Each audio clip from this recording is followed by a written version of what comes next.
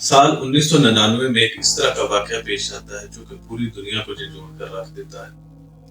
Police के एक आला अफसर को एक खत मिलता है जिसमें एक शख्स इतराफ करता है कि मैंने 100 बच्चों का कत्ल किया है। वो पुलिस का आला अफसर वो खत अपने मातहत थाने के इंस्पेक्टर को देता है कि इस मामले की तहकीकात की जाए। तो वो खत को महज एक फैक्ट समझ के उस खत को जो है इग्नोर कर दिया जाता है। चेहरे पर चश्मा लगाए और शक्ल से मासूम नजर आने वाले एक शख्स थाने में दाखिल होता है और पुलिस इंस्पेक्टर को कहता है कि मैंने 100 बच्चों का कत्ल किया है। पुलिस इंस्पेक्टर उस शख्स का ज़ाहिरी हुलिया देखकर धोखा खा जाता है और समझता है कि ये 100 बच्चों को कत्ल किस तरह कर सकता है। वो उसकी बेसिक इंटेरोगेशन करके उस शख्स को छोड़ देता है। इसी तरह का एक खत वो शख्स उस टाइम उर्दू के एक मशहूर अखबार के न्यूज एडिटर को लिखता है, जिसमें वो लिखता है कि मैंने 100 बच्चों को कत्ल करके उनको तेजाब के ड्रमों में डालकर गला दिया है। खत के अंदर वो उन 100 बच्चों की तस्वीर और उस घर का एड्रेस भी लिखता है और मजीद लिखता है कि अगर आप उस घर में जाएंगे तो सबूत के तौर पर 2 ड्रमों में उन बच्चों की लाशों की बाकियात आपको मिल जाएंगे। लिहाजा मामला 100 बच्चों के कत्ल का था, तो इसलिए खत की सच्चाई को जांचना जरूरी था। वो न्यूज एडिटर अपने सबसे होशियार सहाफी को उसके एड्रेस पर भेजता है ताकि मामले की जांच की जा सके। वो सहाफी जब उस घर के एड्रेस पर पहुंचता है तो वो देखता है कि उस घर को बाहर से ताला लगा हुआ है। थोड़ी सी कोशिश के बाद वो किसी तरह उस घर की दीवार फैलाकर उसके अंदर दाखिल हो जाता है। उस सहाफी को सामने ही पड़े हुए 3 प्लास्टिक के बैग मिलते हैं, जिनमें एक बैग पर लिखा होता है कि 100 बच्चों के जूते और दूसरे बैग पर लिखा होता है कि 100 बच्चों के कपड़े।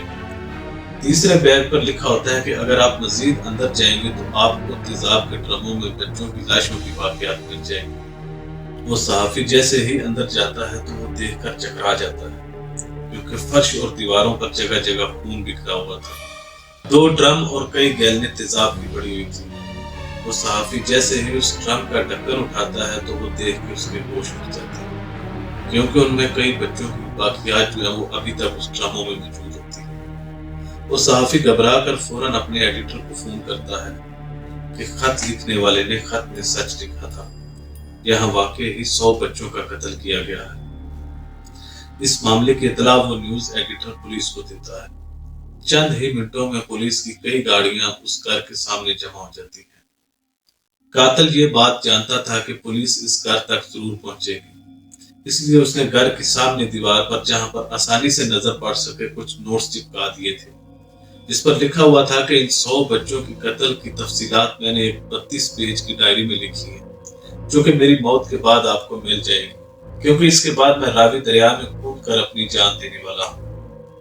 पुलिस ने फौरन ही रावी दरिया की तरफ रुख किया और एक बड़ा सर्च ऑपरेशन शुरू कर दिया। इसमें लाइफ बोर्ड, गोताखोरों और जाल की मदद से पूरे रावी दरिया को खंगाल दिया गया, लेकिन ना ही कातिल मिल सका और ना ही उसकी कोई लाश मिल सकी।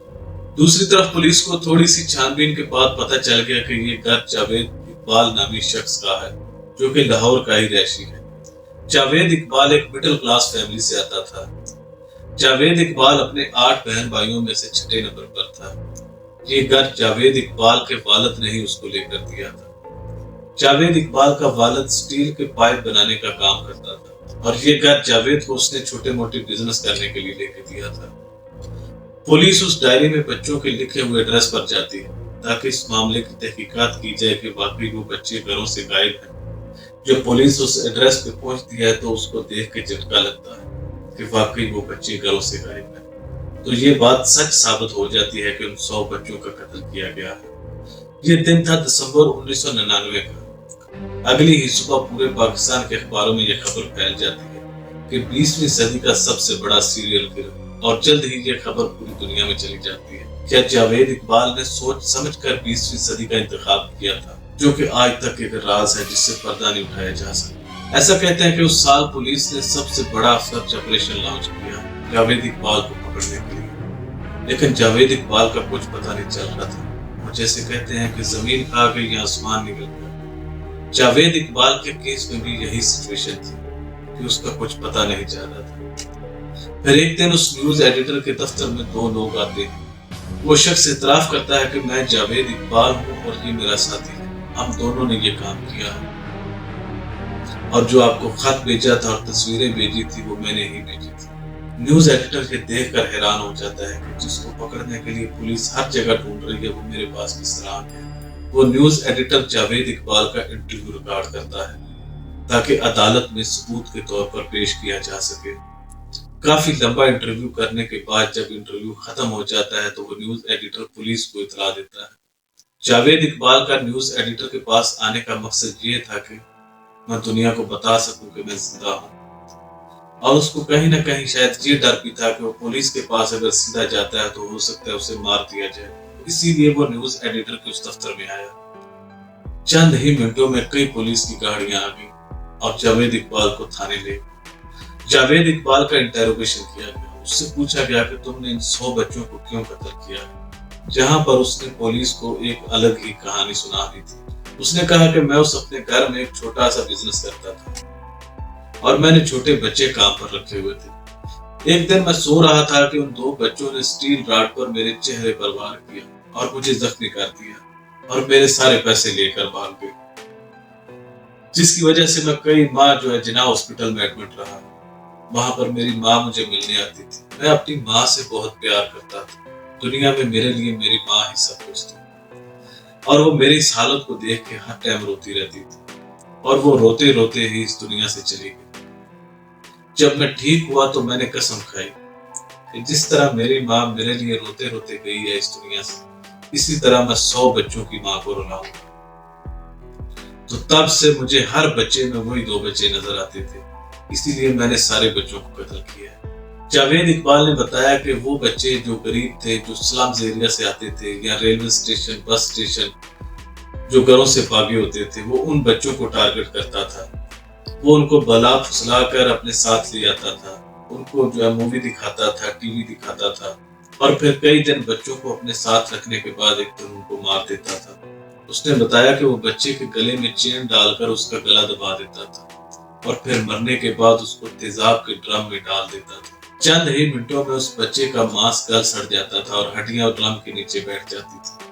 हर बच्चे को कत्ल करने के बाद वो उस बच्चे की एक तस्वीर लेता, उस तस्वीर के पीछे उस बच्चे का नाम और दीगर क्वाइफ लिखता और उसको एक डायरी में रख देता। उस डायरी में उस बच्चे को मारने का खर्चा तक उसने लिखा हुआ था कि एक बच्चे को मारने पे 20 रुपए खर्च हुए। इस तरह का ये एक सफाक कातिल था। इसी तरह सबूत और गवाह वो सब कुछ मौजूद था और वो केस भी मौजूद थी जिसमें जावेद इकबाल ने उस एडिटर को अपना इंटरव्यू दिया था, जिसके बाद जावेद इकबाल को अदालत में पेश किया गया। इस वाक्य को लेकर उस टाइम के लोगों में बहुत गम और गुस्सा था, इसीलिए उस जज ने भी उसको अजीबोगरीब सजा सुनाई।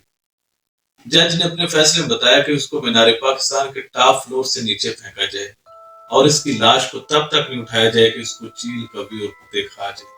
दूसरा फैसला ये सुनाया गया कि इसके गले में चेन बांध कर इसका गला दबाया जाए और फिर इसकी लाश के 100 टुकड़े किए जाएं और फिर हर टुकड़े को तेजाब के ड्रमों में डाला जाए, जिस तरह इसने दूसरे बच्चों के साथ किया था। ये सजा सुनने के बाद भी जावेद इकबाल के चेहरे पर कोई पशेमानी और घबराहट नहीं थी, बल्कि वो सिर्फ मुस्कुरा रहा था। उस टाइम जनरल परवेज मुशर्रफ की हुकूमत नई आई थी और ऊपर से ह्यूमन राइट्स तंजीमों का भी प्रेशर था, तो इसलिए इस सजा को सजाए मौत में बदल दिया गया। चंद ही दिनों बाद दोबारा अखबार में खबर आती है कि जावेद इकबाल ने अपने साथी के साथ जेल के सेल में खुदकुशी कर ली है, जहां पर तहकीकात करने पर मालूम हुआ कि जावेद इकबाल और उसके साथी को रात को जो ओढ़ने के लिए चादरें दी गई थी, उन्होंने उन चादरों को अपने गले में डालकर सेल में जो ऊपर रोशनदान हवा और रोशनी के लिए लगाया जाता है, उसके साथ बांधकर अपने आप को लटका लिया है। जावेद इकबाल ने क्यों खुदकुशी की या उसको जानबूझकर मारा गया, ये राज आज तक राज है जिससे पर्दा नहीं उठाया जा सकता। क्योंकि उस टाइम जो तहकीकात की गई थी, ये बात कोई भी मानने को तैयार नहीं था कि पुलिस की कड़ी निगरानी में एक ऐसा खतरनाक शख्स जिसके ऊपर हर टाइम नजर रखी जा रही हो, तो वो किस तरह बगैर किसी की प्लानिंग के, बगैर किसी की मदद के वो ऊपर लटक कर अपनी जान दे सकता है। कहानी बयान करने का मकसद ये था कि आज इस वाक्य को बहुत सारे साल बीत गए हैं, लेकिन लोग आहिस्ता आहिस्ता नॉर्मल हो जाते हैं। लेकिन हमें आज भी जावेद इकबाल जैसे लोगों से मुहतात रहना चाहिए, अपने बच्चों पर नजर रखनी चाहिए, अपने आसपास नजर रखनी चाहिए, क्योंकि क्या पता कौन किस रूप में किस टाइम कोई जावेद बन जाए। ये वाक्य सिर्फ लोगों को अवेयरनेस के लिए दोबारा बताया गया था। ये वाक्य तो पहले भी आप लोगों ने सुना हुआ था, اگر آپ کو ویڈیو اچھی لگی ہو تو اس چینل کو سبسکرائب کر دیں، کیونکہ آپ کے اس عمل سے ہمیں آگے مزید ویڈیو بنانے کی حوصلہ افزائی ہوتی ہے۔ تو ہمیں یاد رکھیں۔ اللہ حافظ۔